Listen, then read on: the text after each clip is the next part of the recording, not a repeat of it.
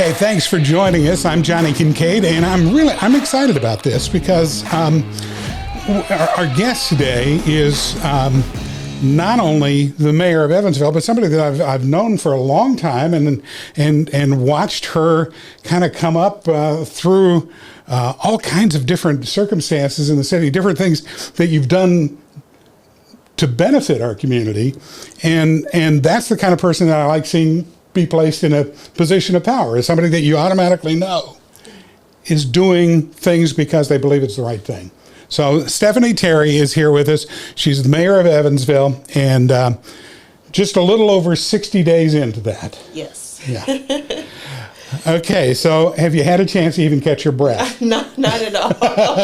They say it's like drinking from a fire hose. That's what I keep hearing, and it definitely is. It's been fast paced since day one, but I tell you, it's been a good journey so far. What has surprised you most about that job?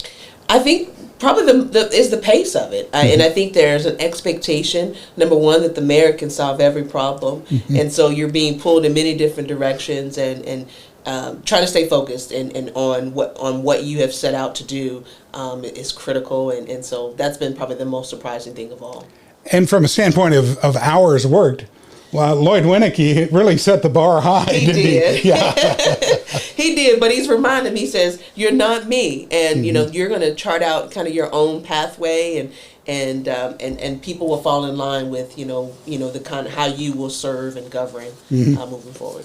Let's talk about what you want to really accomplish in this first year, right? I'm sure that you've had those discussions, right? Yeah. I mean, we've already set out a 100-day plan, and in that plan, we had three, I guess, big priorities, and that was assemble our team, which we've done. We feel like we've done a great job there.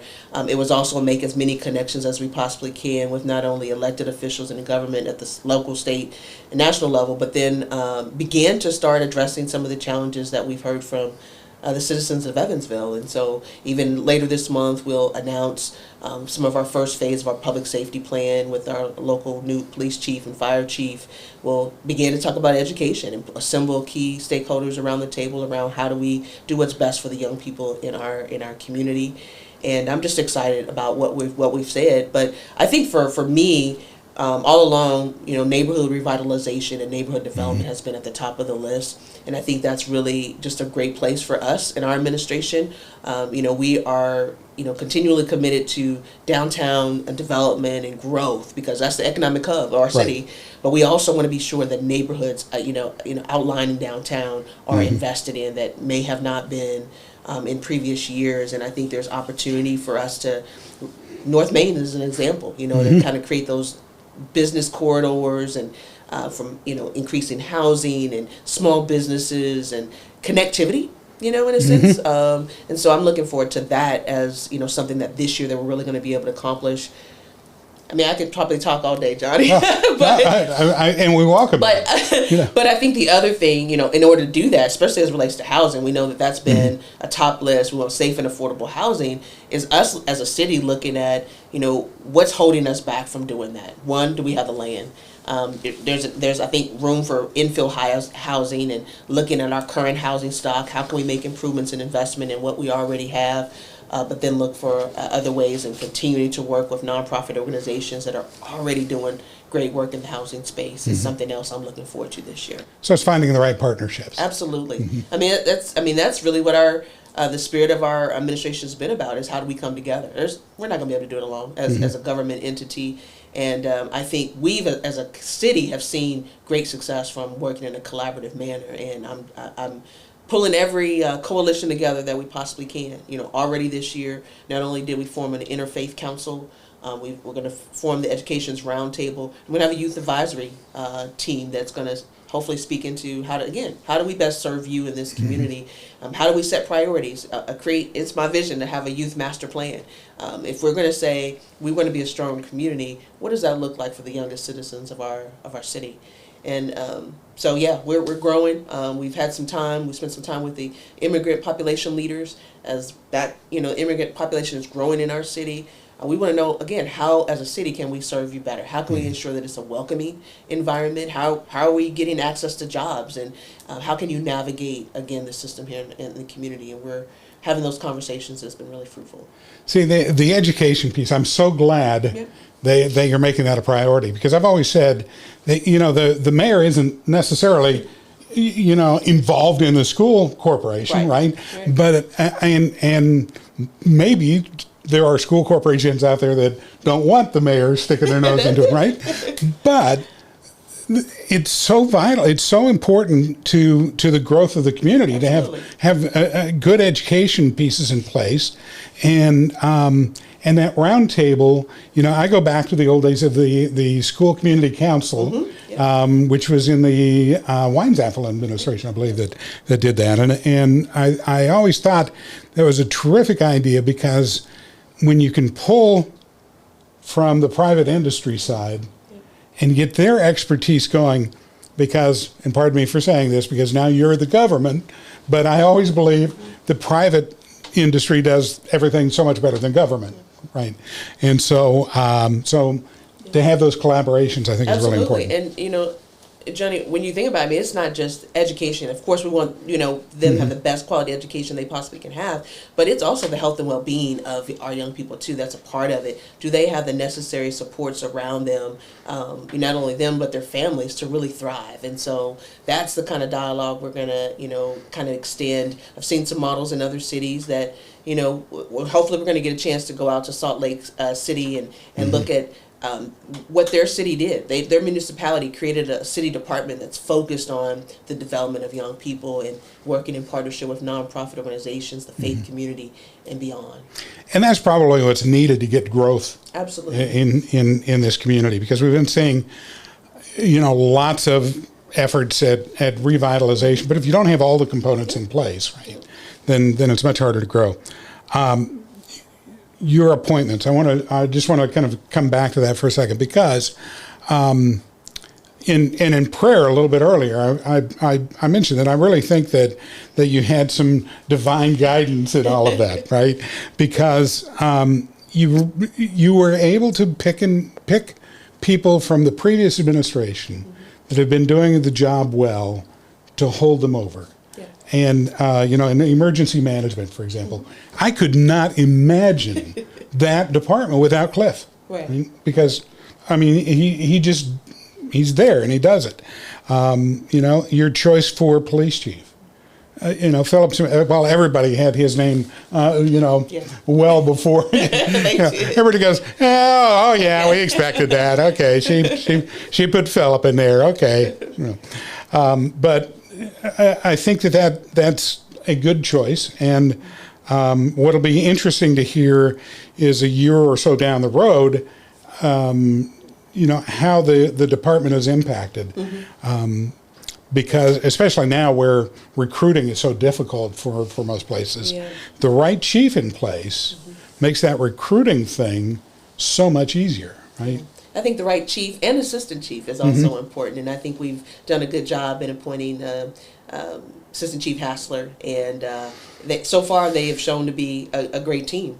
And for the department, we were just down. They were doing some promotions last week, and granted, I think there's a different feel in the police department, and we're going to do everything we can to work in partnership to ensure that, one, we provide local law enforcement the resources they need, but the support that they need, and that they see the mayor's office as a true partner in working with them. So I'm excited about the leadership Phil is going to provide.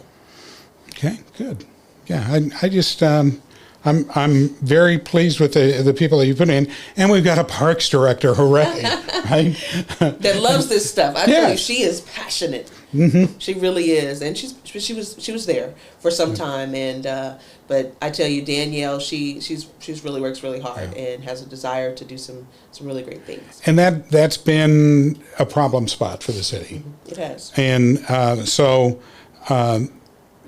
it's unfortunately the Parks Department has gotten the kind of become the poster child for infrastructure issues for the city as a whole. Maintenance issues and how we take care of things. I was intrigued when she decided to go on Facebook to give people a tour of Hartke Pool before the announcement of it closing down for the season. And I thought that was very wise.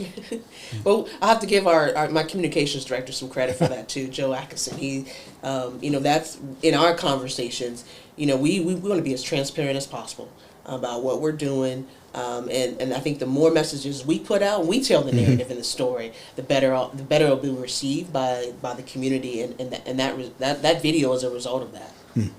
Well, it was very well done, and I thought it was a great move to make the public aware. So on that park, you've had a little bit of time for people to discuss options there and everything. Do you have a picture of what the future is for Hartke Park? So we don't entirely. There is an assessment that is going to be done to look at that particular area, and I think that process will start probably in the next 30 to 60 days. And so we're looking for that final report to come back. To really make sure, number one, that what we can do there, put there. Is it can we put a new pool, or is it a splash pad? We just don't know just yet, but we're looking forward to that work. Okay. So, and that kind of dovetails into another, and you'll pardon me for, sometimes I air my pet peeves, okay? Okay. But one of my pet peeves is maintenance issues and budgeting, right? That because what happens, and it's not just Evansville, but we've done this for a long time. This is what you were handed, right? But we've done for a long time. We've had budgets go through that never look at what do we actually have to do this next year. What's the maintenance like? And the poster child for that, of course, is the Ford Center. Where all of a sudden we've got $9 million that we have to find somewhere. We have to go into creative financing in order to get it. And then here we are with another bond, additional debt to the city. And could that have been handled with, I know there have been times where the city's had a rainy day fund. The state has a rainy day fund. And whether there's a way to get back to that or get those maintenance things where people think about that. Yeah, and I think from a department head standpoint, from the administration, I think what we're going to do a little different. Number one is map out a strategic plan for the city. And so all of our priorities, if we say neighborhood revitalization is important to us, if we say park improvements are important, then when we're putting that to budget together, it's going to be aligned with those priorities. And so our new controller, he's actually showed us a model. He in Henderson, he actually received an award for how he put his budget together. And so we're going to follow that model. And he's taking us through that process again to look at these are the goals and the metrics we've set for the year. And again, these are all the things that are going to ensure that we make sure that we reach those goals. And so I'm excited about that we're going to take that intentional focus to address some of the much needed things that we maybe have neglected in the past. Because I think I love and I look forward to cutting ribbons. I do. But I also want to be sure that we take care of what we already have and get them to a place that, again, people can be proud of. Yeah. I refer to that as new shiny thing syndrome. Right? Those are those are good to have. Those are fun. But the things like Garvin Park and the others. And I know that, Danielle's got her work cut out for her because there is a bunch of property that's designated as parks in the city. So she's really got a task ahead of her. And there's quite a bit already underway, though, in terms of small improvements in various parks throughout the city. And then we're also going to activate with programming. So she's already building out what summer is going to look out. We're going to increase, while we're closing Hartke, we're going to be able to increase hours at other parks and do some programming, free swimming lessons. And so getting back to a place, again, where people are utilizing those great, green spaces. Yeah. Okay, that's great. And all right, so and these maintenance issues, honestly, I have spent the past couple of weeks talking to different people, just saying, well, okay, I've got an interview coming up with the mayor. What do you want to know? So the parks thing is like one of the most common things that's mentioned, and in the past couple of weeks, for whatever reason, Mesker Amphitheater has blown up as the topic, right? It has. And you couldn't look anywhere. And so I recorded this little podcast where I just thought, I'll talk about Mesker. I don't know the solution. I don't know the answer there or anything, but I'll just talk about it and, where we're at and so on down the line. And it just kind of blew up. And I couldn't believe how much interest there was in that. And maybe it's just that nostalgia thing, right? But still, the previous mayor at least gave, and this makes me sound bad. I choose wrong words sometimes, okay? But he at least gave lip service to the idea. Oh, gosh. Okay. See what I mean? Okay. I can sometimes say it wrong. I don't intend it to be, a slam, but he did talk about the idea of doing renovations to Mesker and utilizing that space, and it never developed for, I'm sure, a multitude of reasons. What about you? What do you think needs to happen with that facility? Well, we would love to restore it for sure, but I think even in conversations with the former administration, I think there was a study that was done, and those costs back in 2011 ran from anywhere from I think $9 to $13 million. Yeah. And so, unless we're able to find those dollars to restore, I imagine they've increased by now. Oh. Here we are in 2024. And so, really right now, our administration doesn't necessarily have plans or intentions to do anything, but we're open. I'm hoping that an investor swoops right in and says, we want to look at this property and, again, make it what the community wants to see it. I'm hopeful too that during the process of the master planning of the zoo, that this will be a conversation and folks will be able to provide some input around that, as well as we think about what plans are in that area. Because right now, all of the people who went to see Judas Priest at Mesker years ago are going, "That's such a cool concert. All we got to do is slap a little paint on it. It'll be fine." It needs more than a little slap of paint. Yeah, I know. Yes, but I heard those kind of statements made. So it really, I think, is one of those things that's going to require a partnership between private enterprise and the city to be able to get that to happen. Because, frankly, I don't want no more debt. I understand that we have to spend money on some things, but I don't want to go and hawk to fix Mesker. I'd love to see somebody do it, but I don't want to do it and go in debt more for that. So roads are the other thing that a lot of people have talked about, and every year I hear the exact same statement made, which is the roads are worse this year than ever. They do, and people automatically go to that statement about how awful the roads are. But and we've had some pretty good potholes around. Is there more that we can do with that bit of the infrastructure? Yeah, I mean, I think we're actually applying for more dollars in terms of complete street grants, and so that we can do more road paving. We've got a plan for this year, and our city engineer is looking at that. We're also doing what's called crack sealing to, in the meantime, to kind of maintain the road while we're waiting for that full road replacement road paving. And so that's those black lines that you see many times, the ugly black lines on the roadways. But again, that's a safeguard again to protect, so that we don't kind of, deteriorate even further. So. And of course, when we're talking about infrastructure issues, the big elephant is the sewer system, right? And again, this is the can that started getting kicked down the road long ago, to a point where now it has to be done, right?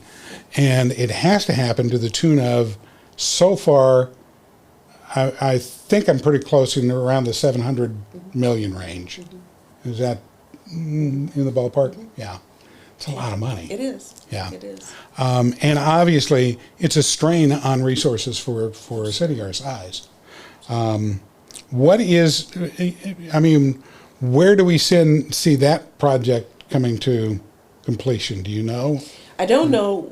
I know that we're still right now in negotiation, in terms of with the rate case overall. Mm-hmm. And so I anticipate that work will begin later this year, and of course we'll go for a number of years. But I don't know the specific time frame of what we're talking about. But this is a long-term project, and I imagine the administration after me will still be talking about infrastructure improvements. And again, we're going to do everything we can, though, while we know that kind of the burden is going to go on taxpayers.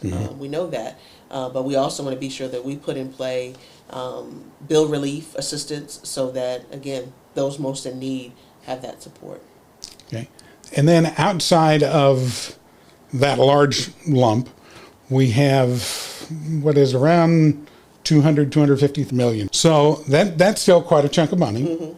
And I think that, I'm hoping that we see some ways to chisel that down. Yeah. Right? And we're actually, we actually just signed an agreement, and so our controller we'll be doing a whole fiscal review in terms of we're looking at our bond debt, and what are the plans to address that. Also be looking at the utility itself, and it just is good for a new administration to come in and just take overall assessment. So we're taking those steps to do just that. I'm glad to hear that. Yep. Yeah. I know one of those specific areas that I've been hearing calls for a really focused audit on the Ford Center. Because the big question truly is, has it lived up to, there was a lot of hype when that was built. And has it lived up to that hype? Is it really having the impact that we wanted it to? I know that the restaurants downtown get busy on the nights when there's an event, right? But is it as much as what people thought? Or is it, not, is it underperforming, I guess is the question there. And probably one of those things that we can look back over our shoulder and talk about it all we want, Right. Because everybody so many people say, well, they should have just fixed Roberts Stadium. That probably wasn't the answer, but we can look back over our shoulder at it and get nowhere. But we can try to maximize what we do have. Absolutely. Right. And I think even just the plans for downtown, further development, I think, just the riverfront itself, I think as that further evolves, that's going to be an impact to kind of what we're able to attract in terms of, utilization of the Ford Center. Granted, that may be another, 7 to 10 years if that's fully completed, but I think there is a pathway for us really to continue to grow downtown. What do you see happening with the riverfront? What do I see? Yeah, I see more housing. I see, more utilization and kind of a gathering space for outdoor concerts and so forth. I see more, restaurants as well for people to entertain on the water. I think there's a lot of good that's going to come from the feedback that Sasaki is doing, and the report they're going to come back based on the feedback they heard from the residents of the community. Good. Well, I'll look forward to hearing more about that plan as and it I think develops. it's probably a couple, maybe 2 or 3 weeks out before they share some of the plans and drawings. Oh, that'll be great. Yeah, I'll look forward to seeing more on that for sure. One of the areas that is a huge hot button nationally is DEI, diversity, equity, and inclusion. How important is that to your administration? It's really important. One, being the first African American woman to serve in this role, it's only natural that I make that a part of the work that we're going to do. The previous administration actually already had put in play a DEI council, and that was from an internal perspective to look at, how's the city performing as this relates? Are we, a welcoming environment? What does our departments look like in terms of ethnicity and gender and so forth? And so we've done that assessment, and now our council is now looking at, okay, what do we need to put in play to make sure that, again, we are reflective and that of what what the community looks like, but then also are there other practices and policies we need to put in play to ensure, again, that we solidify our commitment to DEI. I think also, I just believe that it's important to bring everybody together. If we say E is for everyone, what does that really mean? To to the pastor, at Memorial Baptist Church or New Hope Baptist Church. What does it really mean when they just say E is for everyone? And so I want to be sure that through the work that we do, that the city feels a part, they feel included. I remember very, very vividly during my campaign, I spent some time, I sat down with some members of the Latino community, and to hear, she actually came on her lunch break. One of the young lady came on her lunch break because she wanted to meet me so badly, but she really wanted to just say the challenges that she has faced with just trying to get to and from work, and with the city transportation and the police, and the hassle she's had with the police department, and so the further education that needs to happen across the board, so that we treat people with respect and dignity, and that again, people feel a part of the forward progress of the city, and that their voices are heard. And so if I don't do anything else, I want to be sure that people know that I'm listening to you, and that we're going to do our very best to make this really a city that is for everyone, and that they're a part of it. The listening part, that's a big deal. The traveling town halls. Yep. You've done one of them? We've done one. Okay. Yeah, we'll do one each quarter. So our next one is in May at the University of Evansville.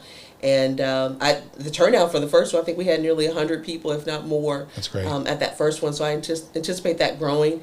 But also, in addition to our traveling city halls, we've started what's called Ask the Mayor segment. So I'm going, I think it's every other week. I'm answering questions from social media. We'll select 5 questions and actually respond to them. It's been great so far. They've pushed me on some of the questions, and we want to be honest.